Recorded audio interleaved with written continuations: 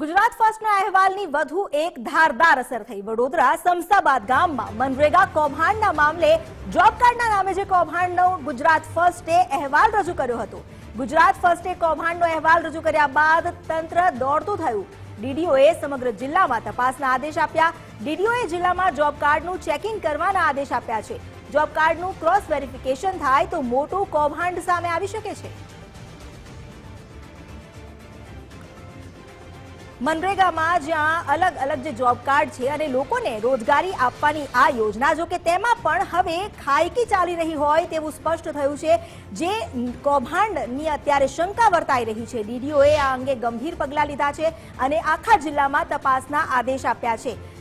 Job કાર્ડનું checking કરવાના આદેશ આપવામાં આવ્યા છે અને માનવામાં આવી રહ્યું છે કે જો તપાસ કરવામાં આવી તો મોટું કૌભાંડ પણ સામે આવી શકે છે। સમસાબાદ ગામમાં જ્યાં મનરેગા યોજના હેઠળ કેટલાક એવા નામ કે જે કાગળ પર તો છે પરંતુ તેમને હકીકતમાં કોઈ લાભ નથી મળ્યો તે સામે આવ્યું હતું અને આ અહેવાલ જે ગુજરાત ફર્સ્ટે રજૂ કર્યો હતો, ગુજરાત ફર્સ્ટના અહેવાલ બાદ હવે ડીડીઓ જાગ્યા છે અને પ્રશાસને કાર્યવાહી શરૂ કરી છે। તપાસના આદેશ આપી દેવામાં આવ્યા છે। સમસાબાદ સહિત એવા કેટલાય ગામ, એવા કેટલાય સ્થાન કે જ્યાં મનરેગા યોજના અંતર્ગત લોકોના નામે વેતન તો આપવામાં આવે છે પરંતુ ખરેખર શું તેમના હાથ સુધી તે આવે છે કે કેમ તે સવાલ હવે ઉઠી રહ્યો છે અને આ સવાલના જવાબ માટે તપાસના આદેશ આપવામાં આવ્યા છે।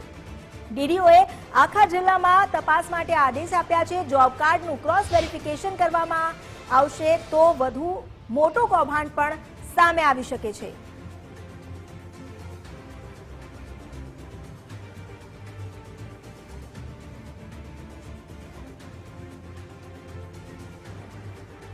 વધુ જાણકારી લઈએ સંવાદદાતા અલ્પેશ સુથાર પાસેથી। અલ્પેશ, ડીડીઓએ આદેશ આપી દીધા છે કે આખા જિલ્લામાં હવે તપાસ થવી જોઈએ અને એ સ્પષ્ટ લાગી રહ્યું છે કે જો જોબ કાર્ડનું વેરિફિકેશન કરવામાં આવે, ક્રોસ વેરિફિકેશન, તો મોટું કૌભાંડ પણ સામે આવે। શું વધુ અપડેટ?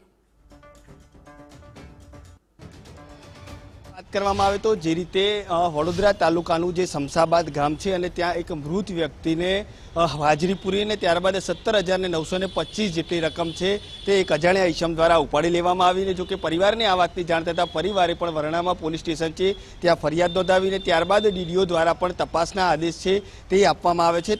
વડોદરા જિલ્લાની તમામ જગ્યાએ કે જ્યાં મનરેગાના કામ થયા હશે ત્યાં રેન્ડમલી તપાસ કરવામાં આવશે। પરંતુ અમૃતા, મહત્વની વાત અહીંયા એ છે કે રેન્ડમલી તપાસ કેમ?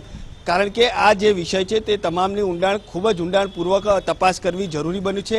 કારણ કે જે રીતે સમસાબાદ ગામની જ આ વાત નથી, આખા જિલ્લામાં પણ આ પ્રકારની બૂમો છે તે ક્યાંક ને ક્યાંક ઉઠી છે। સમસાબાદ જે ગામ છે ત્યાંના પણ જે રહીશો છે તે કહી રહ્યા છે કે અમારી પાસે નથી એટીએમ કે નથી જોબ કાર્ડ, તેમ છતાં પણ ક્યાંક ને ક્યાંક બેંકમાંથી આ પ્રકારના મેસેજ આવી રહ્યા છે। તેને જ લઈને હવે જિલ્લાનું જે વહીવટીતંત્ર છે કે જિલ્લા વિકાસ અધિકારી છે તેમના દ્વારા આદેશ આપવામાં આવે છે, રેન્ડમલી તપાસ શરૂ કરવામાં આવી છે। પરંતુ ક્યાંક ને ક્યાંક હજુ પણ આની અંદર મોટું કૌભાંડ હોય તેવી આશંકાઓ સેવાઈ રહી છે।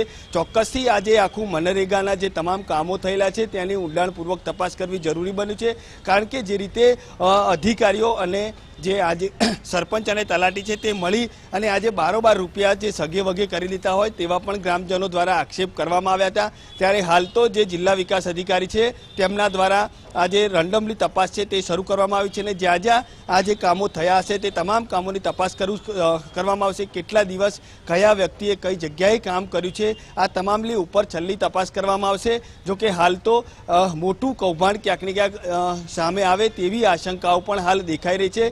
જો કે જે ગંગાબેન મૃતક હતા તેમનું જે બેંકનું એટીએમ છે કે તે બેંકના એટીએમ છે કે જે ભાયલી ખાતેથી તેમના ખાતામાંથી પૈસા ઉપડ્યા હતા। ત્યારે હાલ તો પોલીસ શું આ સીસીટીવી ચેક કરશે કે કેમ તેવા પણ હાલ અનેક સવાલો ઊભા થઈ રહ્યા છે। એટલે હાલ તો જે રીતે વડોદરા જિલ્લામાં મનરેગાનું જે કૌભાંડ સામે આવ્યું તેને લઈને વહીવટી તંત્ર પણ એક્શનમાં આવ્યું છે અને ખાસ કરીને આ જે તમામ જે કામો થયેલા છે તેની તપાસ શરૂ કરી છે। જો કે કૌભાંડમાં જે સંડોવાયેલા તલાટી હતા અથવા તો જે ડીડીઓ હતા તેમની તાત્કાલિક ધોરણે બદલી કરી દેવામાં આવી છે અને હાલ તમામ જગ્યાએ આજે રેન્ડમલી તપાસ છે મનરેગાના કામોની તે શરૂ કરી છે। જી, આભાર આપનો જાણકારી આપવા માટે।